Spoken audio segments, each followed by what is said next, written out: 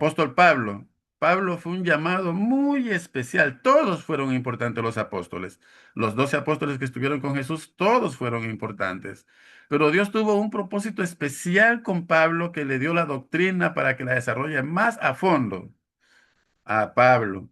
¿Y por qué no a los apóstoles? Los apóstoles, ellos vivieron con Jesús, caminaron con Jesús, pero hay un problema con ellos. Ellos vivieron en el tiempo de la ley. Alguien dice, pero ¿cómo tiempo de la ley si estuvieron con Jesucristo? Bueno, la ley empieza o termina, mejor dicho, cuando Cristo muere. El testamento termina cuando Cristo muere. Todo testamento se hace efectivo con la muerte de la persona. Cuando Cristo muere, empieza el Nuevo Testamento, nace la iglesia y ahí nace lo que son las doctrinas básicas de la iglesia. Si se ponía a los apóstoles antiguos a dar las doctrinas básicas, ellos iban a meternos hartas leyes, como si estaba pasando en el libro de los Hechos, ¿no? Cuando discutían que querían hacernos circuncidar, que guardemos todas las fiestas, los tabernáculos y todo ese asunto, ¿no? Y Pablo junto con Pedro dice, no, pues a los gentiles no vamos a poner tantas cargas. Entonces Pablo desarrolló en una forma muy especial para nosotros el Evangelio. Entonces por eso nosotros estudiamos el griego. Amén. Bueno, ahora sí, continuamos. El panorama del griego, ¿no? Hay una cosita aquí que no me deja ver bien, que se me... Ya, aquí está. Ya. Vamos a ver el propósito del curso de griego, ¿no? ¿Cuál es el propósito? Todo lo que vamos a ver, aunque no sé si alcancemos todo, pero vamos a correr hasta donde se pueda.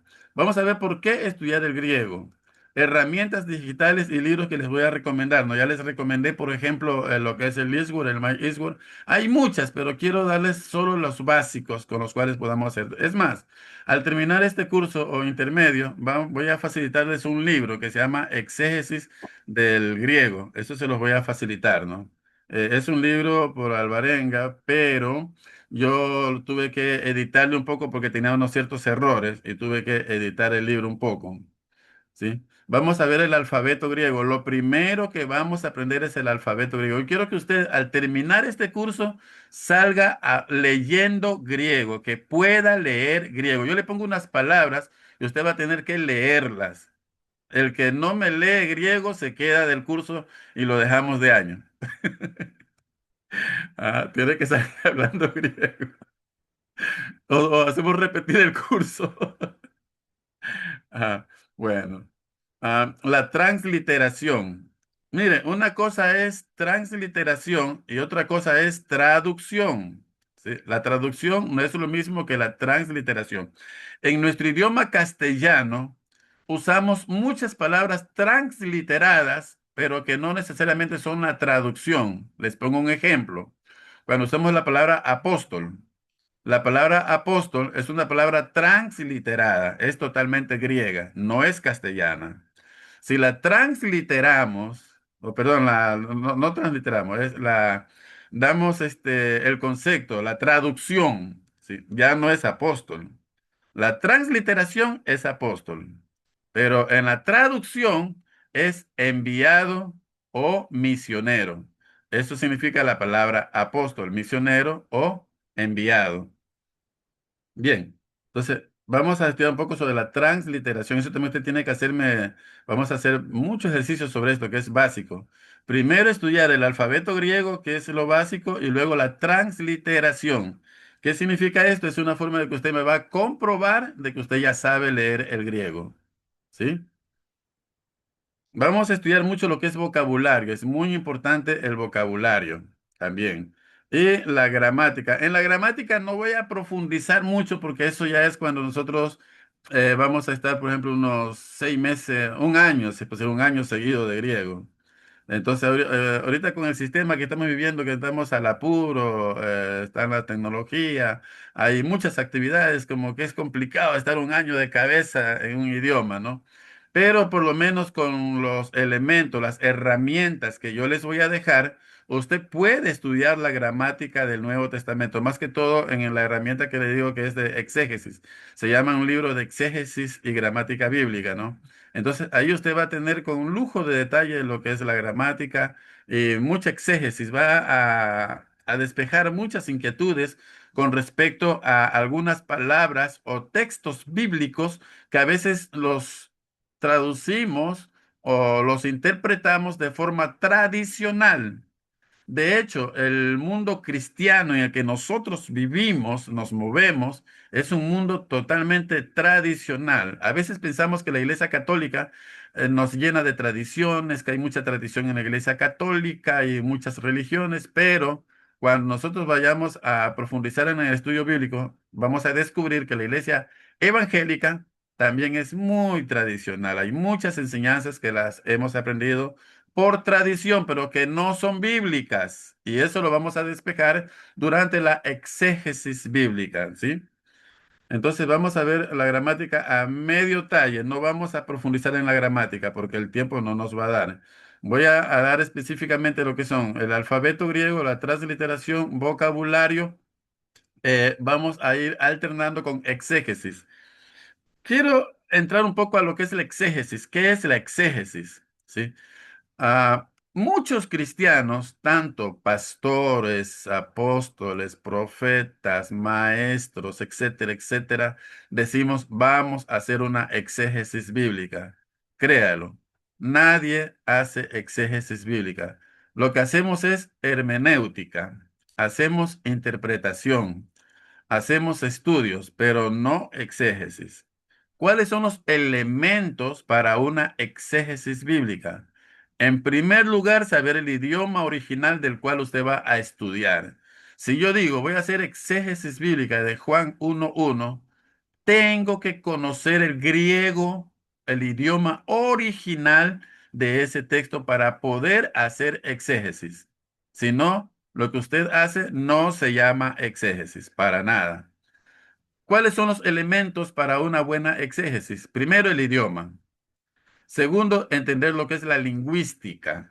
La lingüística comprende lo que son las palabras originales, la etimología, la sintaxis en la palabra, la semántica, el cambio de palabras, la metamorfosis, o, bueno, pongámosle esa palabra, metamorfosis de las palabras, porque las palabras con el tiempo van cambiando su concepto, su interpretación, su traducción, va cambiando. Por ejemplo, en el tiempo bíblico, la palabra para decir mártir, la palabra mártir, en griego es mártir, el original es mártir, en griego. Pero en griego, en el tiempo bíblico, la palabra mártir solamente era testigo, nada más. Solo testigo, no tenía otro concepto. La palabra mártir en griego es testigo, en el original koiné, en el koiné. Pero cuando ya en el tiempo de los padres apostólicos, en la persecución romana, cuando empezaron a matar gente, esta palabra mártir empezó a cambiar de concepto. Hoy en día, ¿qué es mártir para nosotros? Es una persona que muere por una buena causa. O sea, cambió el concepto. Eso se llama semántica de tiempo. Cuando una palabra tiene un concepto en un tiempo, y luego, con el pasar de los años, sufre metamorfosis, ¿no? Va transformando su concepto y ya la tenemos como cuando usamos la palabra caballero, decimos caballero, alguien elegante o alguien educado, pero originalmente la palabra caballero era alguien que montaba caballo. Un villano era alguien que vivía en una villa, tenía en una villa, en una aldea. Ese era un villano. Y actualmente como villano se conoce una persona malvada. Entonces, las palabras van cambiando. ¿Qué hacer durante la exégesis? Descubrir el concepto original de la palabra y qué había en ese momento, el texto inmediato y el texto mediato, el contexto estamos hablando, el contexto, perdón, contexto mediático y contexto inmediato. Entonces, todo eso son muchos elementos. Tiene que ver mucho también con la política, a quién se le habló. Entonces, es una observación. ¿Qué hace la exégesis? La exégesis observa, entiéndanme eso. La exégesis no interpreta, la exégesis observa, nada más. Todos los elementos necesarios durante un estudio. Solo eso. Durante el exégesis, nosotros no interpretamos, no usamos nuestra religión para acomodar lo que estamos estudiando a nuestra religión. Una exégesis pura es que usted deja todo tipo de perjuicio, porque puede ser que usted esté estudiando y se va a encontrar con algo que va en contra de lo que usted siempre ha creído. Va a pasar eso. Y usted va a tener que desaprender para volver a aprender. ¿Por qué? Porque cuando usted hace una exégesis sincera, usted realmente pone su corazón para aprender lo nuevo, lo que Dios quiere enseñarnos a través de la escritura, dejando toda tradición al lado, ¿sí? Yo a veces uso la IA para hacer unas investigaciones y la IA me manda un poco de tradiciones, cosas que dijeron los sacerdotes, cosas que dijeron los curas. Por eso que la IA es peligrosísima, no es tan buena como parece. Usted dice, bueno, yo tengo la IA y voy a preparar mi mensaje con la IA, con la inteligencia artificial. Cuidado. La inteligencia artificial no va a suplantar el conocimiento bíblico que usted tenga, para nada. No va a suplantar. Usted tiene que estudiar, amén. Tiene que estudiar la Biblia para poder, usted, ¿sabe qué? A mí me ha tocado, yo en algún momento, no sé si en este trayecto vamos a abrir un Word y le voy a copiar todo el mensaje que tuve con una IA, la inteligencia artificial, una DeepSeek. Sí. Al inicio yo le trataba sobre un tema y me dice, no, esto es así, así, así, me contradecía. Pero luego yo cojo y le ingreso la información, ¿no? Porque para eso es el estudio que usted llega a obtener. Le ingreso la información bien, ¿no? Según mis estudios bíblicos, esto es así, así, así, así, así. Le puse todas las pruebas sabidas y por haber un estudio profundo de la Biblia. Y la IA me dice, wow, tienes razón, esto no lo había visto. Y luego me dice, sí, tiene razón porque esto es así, así, así. Y tiene razón en esto porque la tradición dice esto, pero la Biblia dice esto. Y tiene razón en lo de acá. O sea, me dio la razón que estoy y me hizo un bosquejo de todo lo que yo había estudiado. Y luego me dice, si tienes más información, dámela. Me dice la misma inteligencia artificial, increíble. Entonces, pero el tema que yo le traté a la IA era un tema que no lo dominamos actualmente. O sea, todos tenemos un conocimiento, pero tiene que ver con tradición, ¿no? Usamos un conocimiento tradicional, pero ya cuando usted profundiza en el estudio, usted ya le hace ver diferente, a tal punto que la IA, la inteligencia artificial, va a utilizar sus conocimientos como fuente fidedigna, como banco de información para futuras consultas a otros usuarios. ¿Sí? Así se alimenta la IA. Si usted le mete información, él utiliza su información, lo que usted le ingresó como fuente base para poder darle a otros usuarios. Entonces, usted va a ser importantísima también. Parte de. Vamos a ver qué más. Y vamos a ver lo que es la exégesis, lo que decía hace un momento, ¿no? Exégesis del texto de la Biblia. ¿Sí? Perfecto. ¿Cuál es el propósito del curso?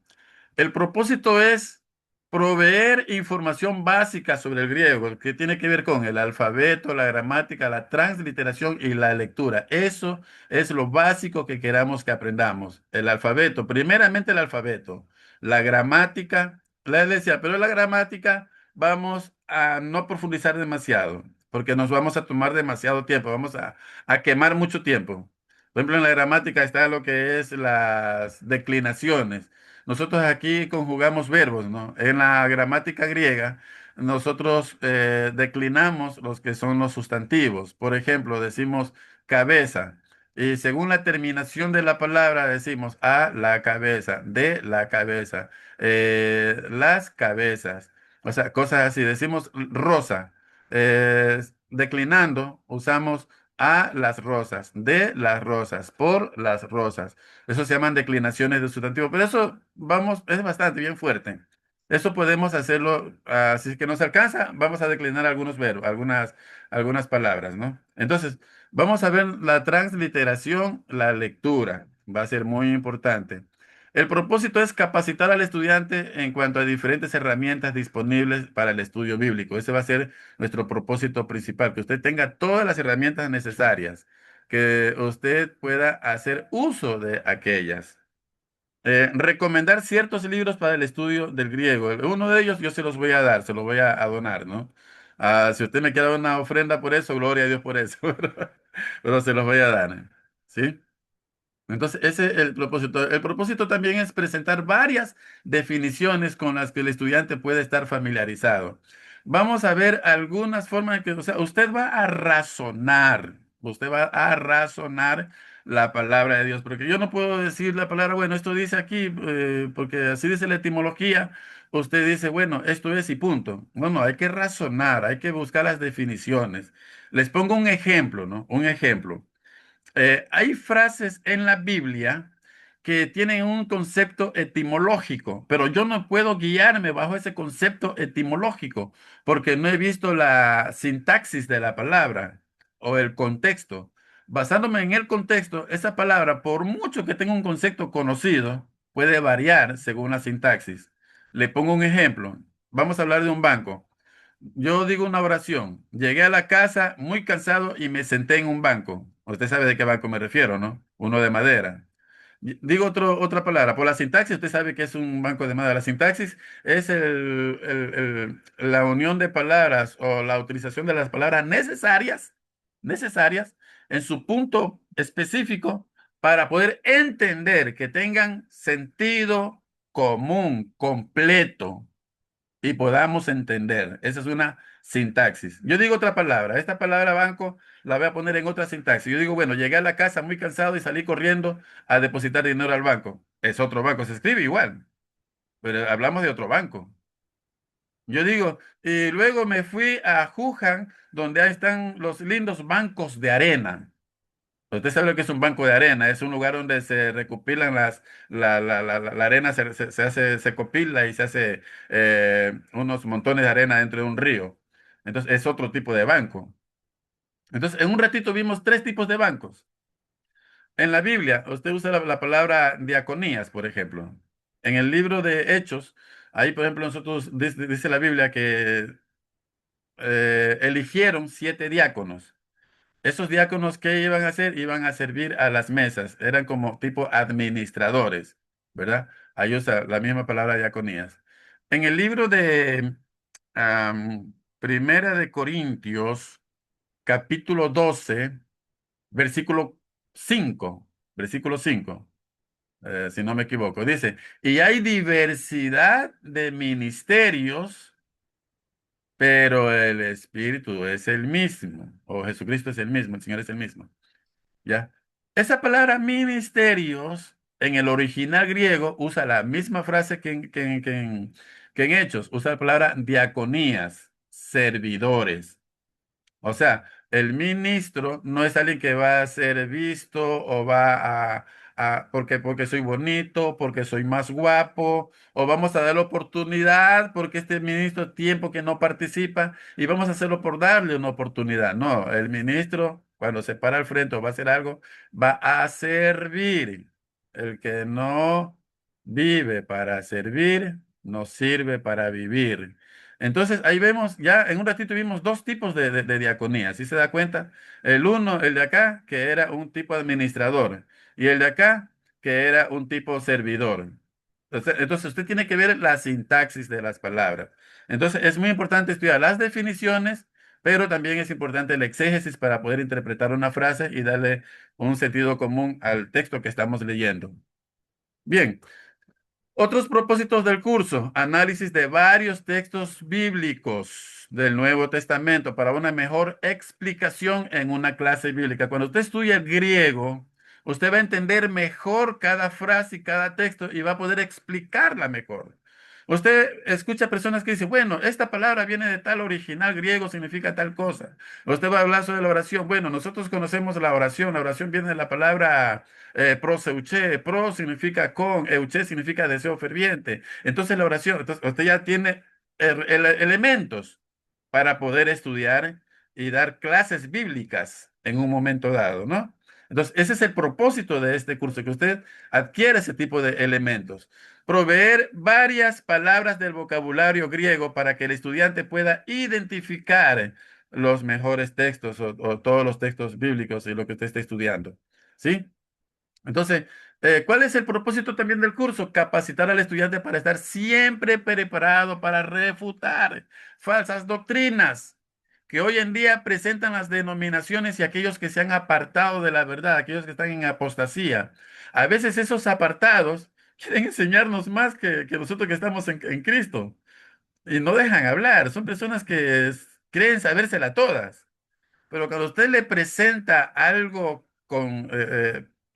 firme, ¿no? Algo que sea firme, algo básico, que no tenga temor a ser refutado, entonces usted a cualquier persona le puede hablar. Por muy importante que esa persona se crea, usted va a tener elementos para poder hablar a aquellas personas, ¿sí? Que le vienen a enseñar falsas doctrinas. Una vez un testigo de Jehová me decía, no, pero nosotros los cristianos, dice ellos, nos vamos a quedar en el milenio. Nadie se va al cielo, decía esa persona. Y me decía, ¿quién le dijo a usted que iba al cielo? Yo le cité, no le digo, a ver, vamos por parte. Primera de Tesalonicenses, capítulo 4 versículo 16, porque el Señor mismo, con voz, con mando, con voz de arcángel, con voz de arcángel y con trompeta de Dios, descenderá del cielo y los muertos en Cristo resucitarán primero. Luego nosotros los que vivimos seremos. Entonces le cité ese versículo. No, pero eso es a los judíos. Bueno, vamos por parte de nuevo. Tesalónica no queda en Israel. Entonces, tenemos que nosotros entender también lo que es la geografía bíblica. Es importantísimo que estudiemos geografía bíblica. Si no estamos perdidos, nos comen vivo. Entonces, usted tiene que saber dónde quedaba Tesalónica, dónde quedaba Éfeso, dónde quedaba Filipos. O sea, ninguno de esos lugares pertenecían a Israel. Entonces, es importante esto de aquí, el propósito para capacitarnos, para estar siempre preparados para refutar las doctrinas que hoy en día presentan las denominaciones falsas, ¿no? Las falsas denominaciones y aquellos que se han apartado de la verdad. Y también motivar al estudiante a tener un mayor aprecio por la palabra de Dios y lo que ella nos enseña. A veces más caso le hacemos a ciertos textos extras, a otras enseñanzas, a otras personas, e incluso a grandes comentaristas que a la palabra de Dios. A mí me ha tocado descubrir verdades bíblicas solamente leyendo la Biblia. Y me ha tocado quedarme, wow. ¿Y por qué tenemos esa enseñanza de tal cosa, de tal persona, si la Biblia me dice lo contrario? Solo con la Biblia.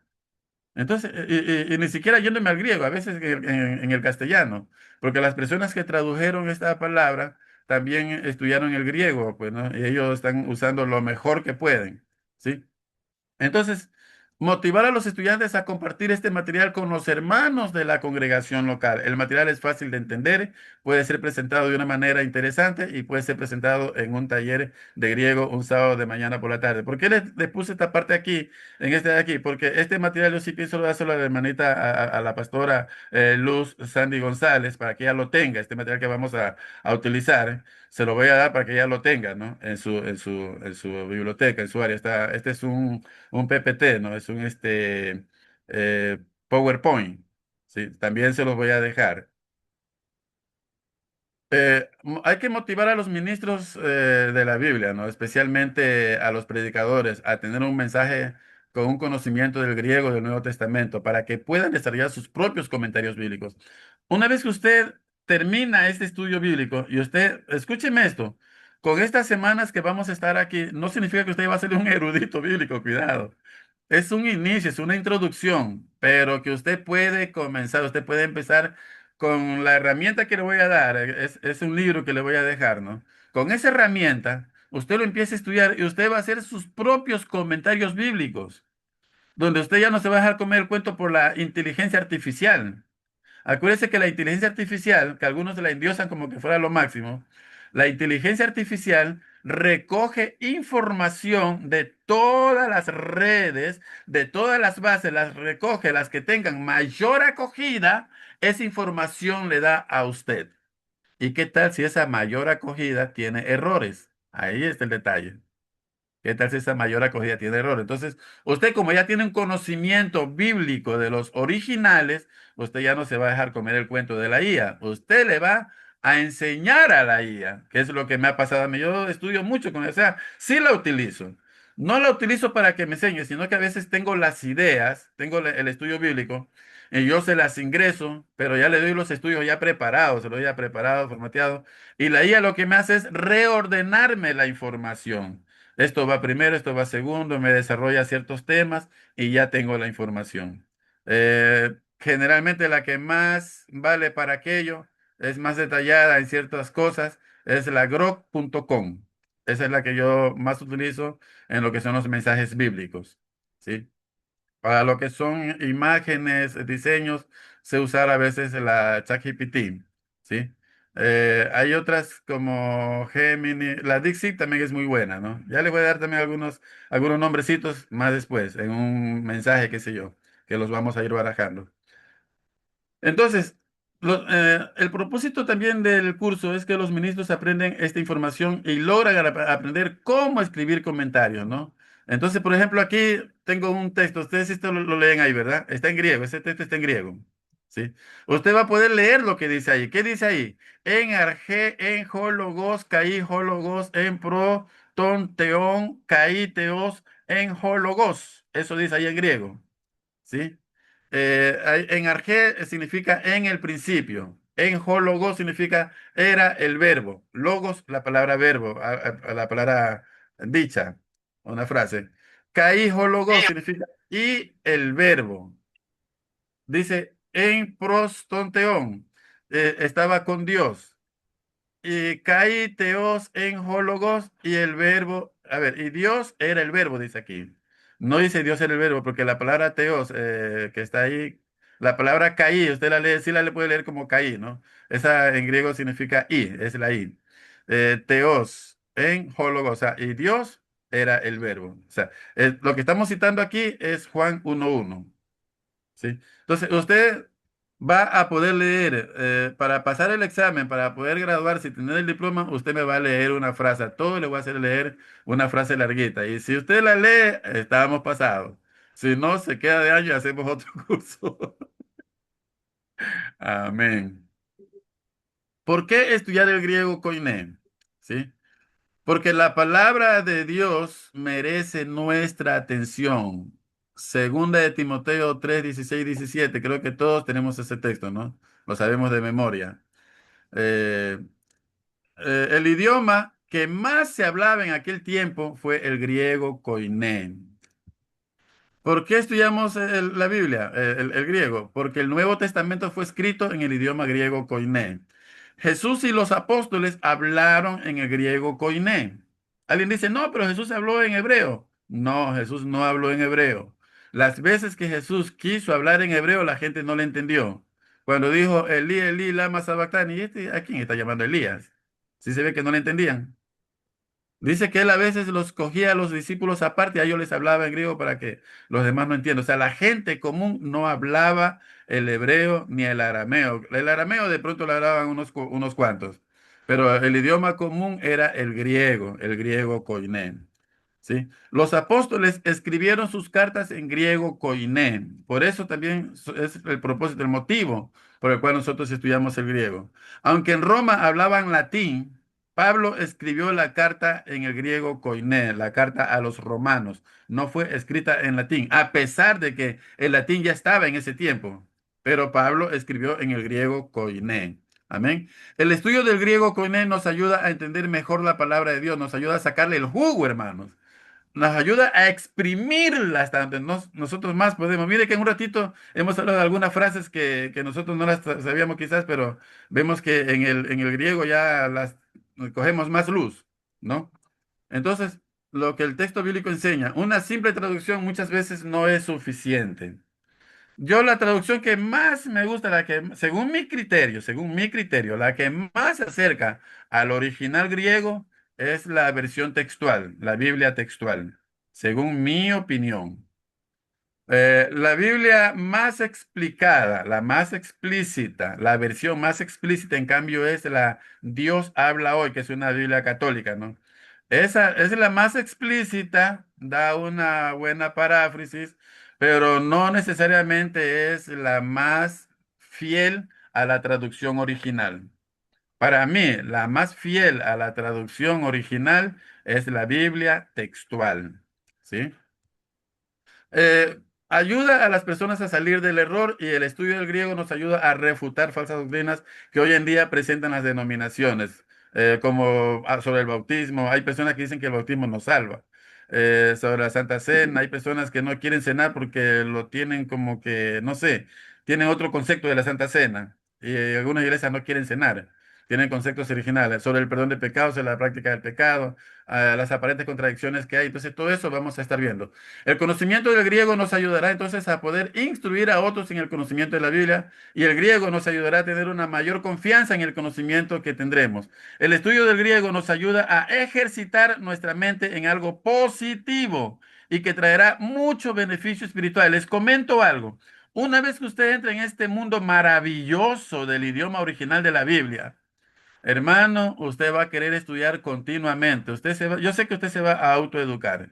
Les comento, yo a veces hago estudios que me amanezco. Yo tengo un libro por ahí que se llama eh, La segunda bestia y el uso de las redes digitales.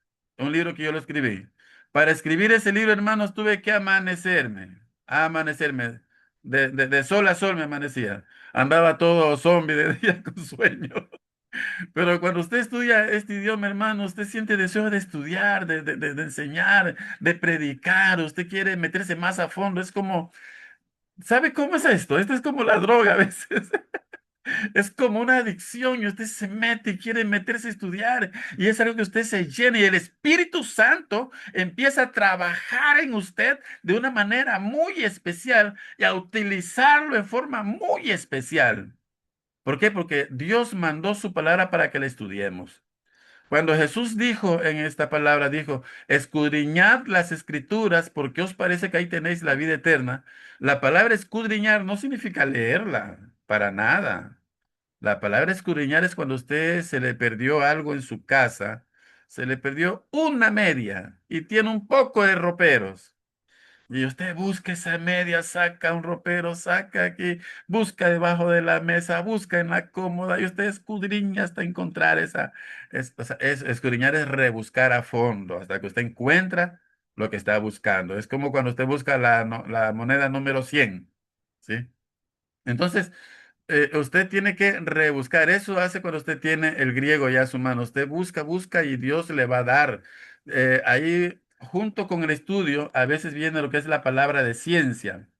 La palabra de ciencia no necesariamente es el concepto tradicional que nosotros tenemos, ¿no? Yo escucho en los seminarios bíblicos que dicen, la palabra de ciencia es cuando Dios nos enseña el presente. Palabra de sabiduría, Dios nos enseña el futuro. Estamos lejísimos de la verdad, ¿no? La palabra de ciencia va mucho más allá de enseñarnos el presente.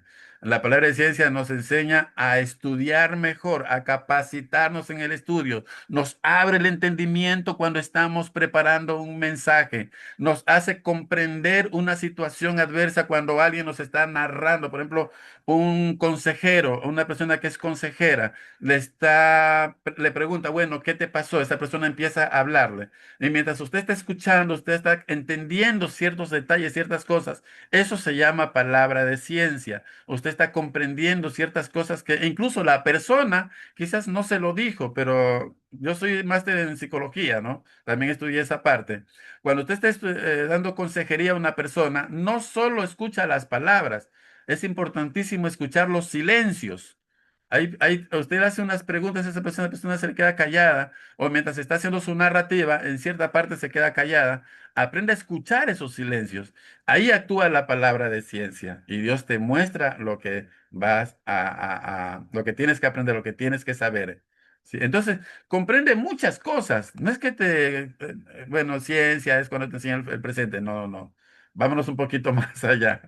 Cuando Salomón, él pidió sabiduría, nosotros nos quedamos con eso. Bueno, Salomón pidió sabiduría y ahí nos quedamos. Mentira, no fue así. Salomón pidió ciencia y sabiduría. Ciencia para tener conocimiento de las cosas que pasan en su reino, en su entorno.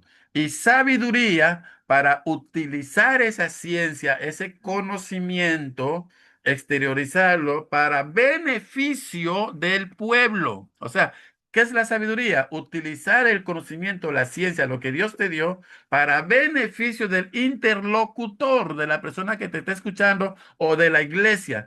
Tú mandas unas palabras de sabiduría tremendas que vas a edificar la iglesia de una manera poderosa y que el Espíritu Santo empieza a moverse como tú nunca lo has visto. porque estás dejando fluir lo que es ciencia y sabiduría. Por eso es que esas dos cositas, esos dos dones, se los menciona juntos, no se los menciona por separado, juntos. ¿Por qué? Porque son la base del crecimiento de una iglesia. Todo ministro debería de activarse con esos dones. Entonces, vamos a ver entonces que el estudio griego nos ayuda a ejercitar nuestra mente en algo positivo y que traerá mucho beneficio espiritual. Dios ha hecho disponible este idioma que cualquier persona diligente puede entender. Esto no es que hay personas que le tienen miedo al griego. Uy, el griego, Dios mío.